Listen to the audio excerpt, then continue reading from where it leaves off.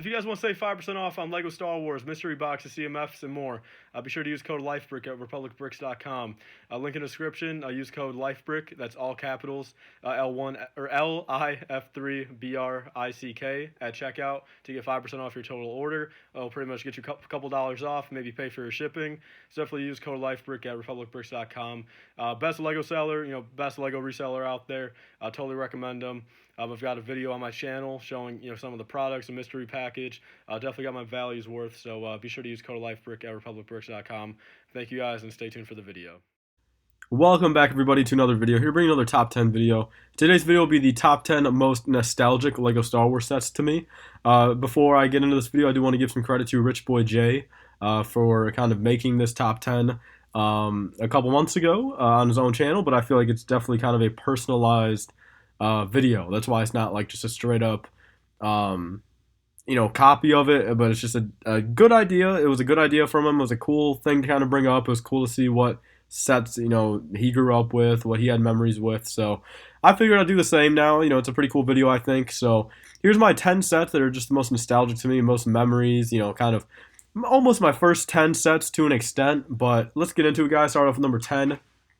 We have the Hailfire Droid and Spider Droid from 2008. This one's pretty much nostalgic just because it is one of those first 10, 15 sets that I did get, back in the day. I remember I got it from a Target, and yeah, I mean, it's pretty much that. I mean, it just, this one is the only one on this list that doesn't really have a backstory to it, I guess. I mean, a couple of these do, a couple of these don't, I guess. But number 9 is the Hoth Echo Base from 2010. I actually got this one when I went to go see my uncle, aunt, and grandpa out in California. They knew, or at least my aunt and uncle knew I liked Lego. So one day, we were staying at their house, obviously, for the week we were out there. And they came home with, or they came back from the grocery store, or just the store, with this set, and they let me build it and keep it and everything. So definitely a very cool set. I do definitely remember building it on their coffee table in the living room and really enjoying it. Number 8, guys. I do want to apologize if I sound sick. My allergies are terrible today. Of course, the one day I come over to film some of these videos, I sound terrible. But number 8, guys, has to be the 2009 AAT. Pretty much this was before my parents got divorced. My mom, my dad, and I went to a Lego store grand opening in Orland Park, Illinois.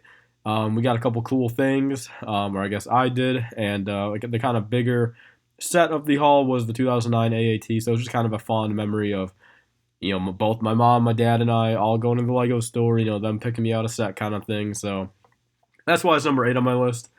Number 7 has to be the Hyena Droid Bomber, just for the fact of, again, this was like in my top first 5 Lego Star Wars sets ever.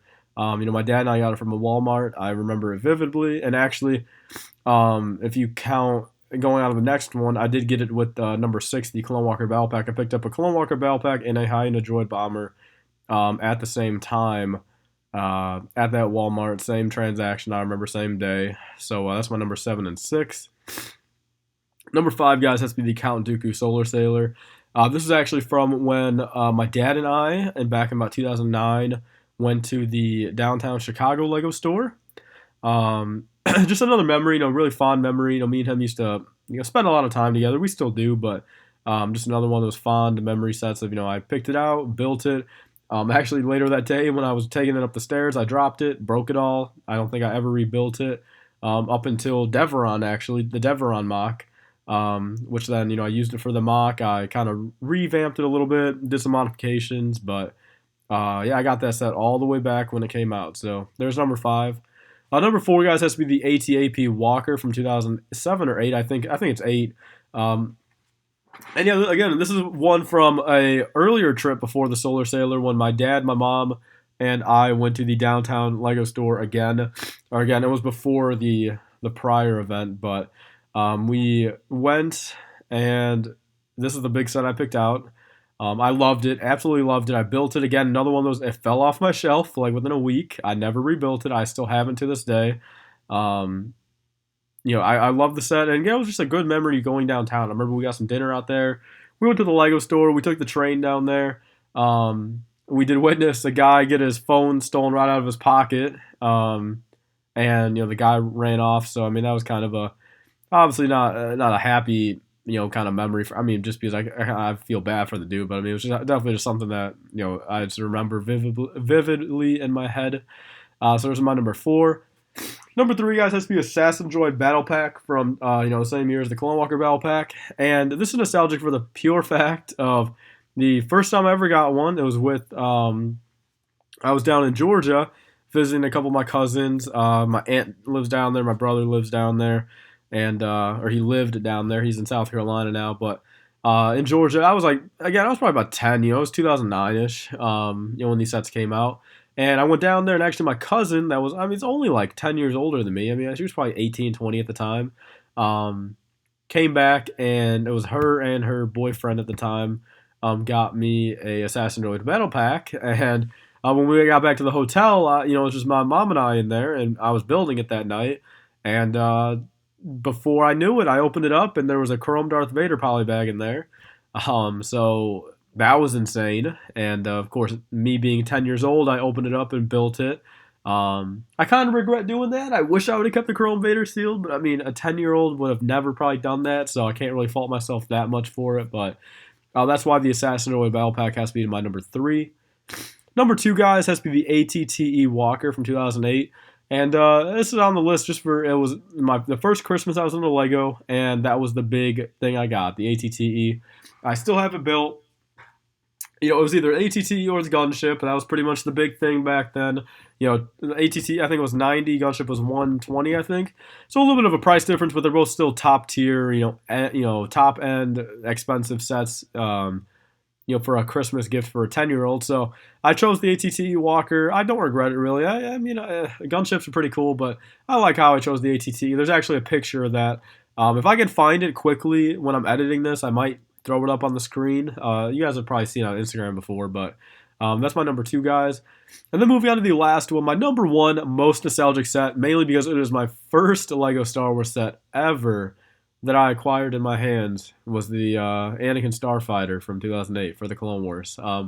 That's part of the reason why I wanted to get the new one from 2019 so badly, since another one of those that just, it broke, never rebuilt it. I regret not building it or rebuilding it, but again, I'll probably pick up the original 2008 one eventually just to build. I mean, I could probably get it for $10 online, but that's why I did want a copy of the new one too. I paid pretty much retail for that new one just to kind of have, since it is such a nostalgic set for me.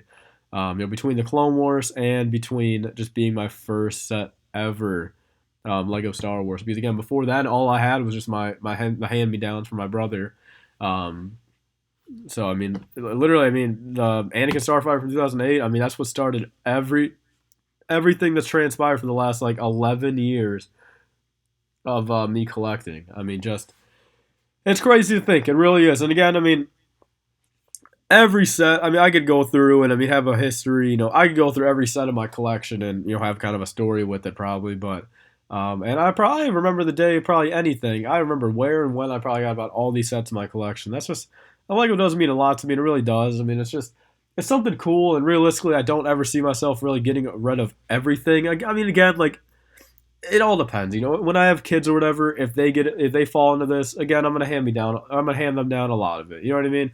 Very few I'm probably gonna keep, but if they're not into it, then hey, when I'm 35, 40, I'll sell it then. But for the time being, I mean, it's cool. I see nothing wrong with it, especially keeping stuff sealed, stuff on display. I mean, I see nothing wrong with it at all. Just keeping with it. And I mean, again, it's nostalgic. I mean, it's been half my life. I mean, I've been collecting Lego for more than half my life, and it's just something that, I mean, again, I don't really see myself not collecting per se, but I'm definitely toning it down. But I mean, until stuff maybe picks up a little bit more, then I'll kind of tone it back up. But for the moment, again, with kind of money not as fluent, I'm trying to just get the deals going. I'm kind of trying to work with what I have, kind of thing. But yeah, I mean that's pretty much all I got. So again, if you guys have any nostalgic sets down below, leave your story behind them and kind of your thoughts on why they were nostalgic. I'd love to hear it. So yeah, that's pretty much all for this video, guys. Please like, comment, and subscribe. Stay tuned for more. See you guys later. Bye.